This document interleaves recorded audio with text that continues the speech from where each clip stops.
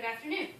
My name is Corlett, and today I will be reading A Ship Called Hope by Bob Ducca. Bob's unique look at life is an inspiration, and I think that his poem expresses the raw emotion stemming from all of the troubling times he's been through. He is a tragic American who has had countless illnesses, allergies, maladies, and afflictions. But Bob is not one to just accept the tragic cards that he's been dealt. No, Bob fights back. He fights back with positivity. One of the many therapies he employs in dealing with his situation is poetry. I picked this poem because I think that it's one like no other.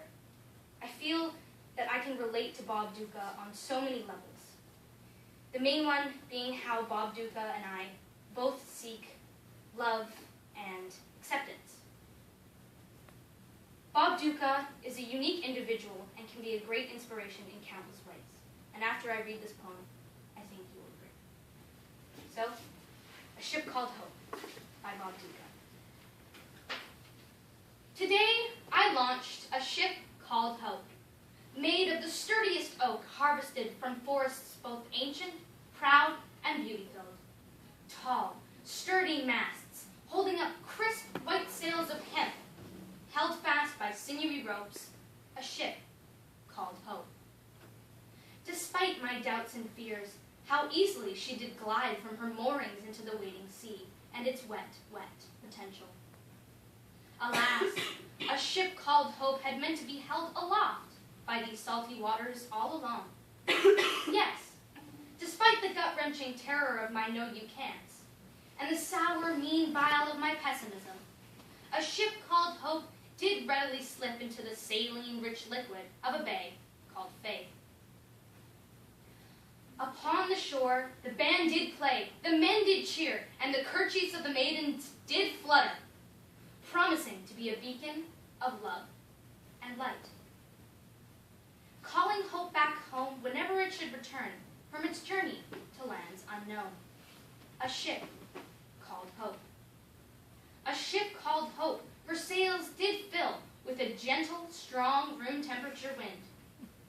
Fighting through self-doubt, the townspeople did fill the ship with precious cargo. The hull of the ship called Hope was mightily packed with their dreams, desires, wants, their yes-I-cans, and even their needs. Packing these goods onto the vessel was no easy task, for the townsmen had to carry out their duties through feelings and the self-doubts and the weakened self-esteem given to them by a stern military father and a stay-at-home mom named Deborah. A ship called Hope. A ship called Hope sailed proudly out to the sea as the village residents allowed themselves, for the first time since they were children, on that one summer vacation at the lake, to imagine a better tomorrow. A tomorrow filled with happiness, companionship, and unswollen knees.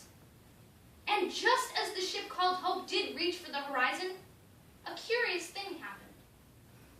The large, claw-tipped tentacle of the Leviathan did smote the ship in half.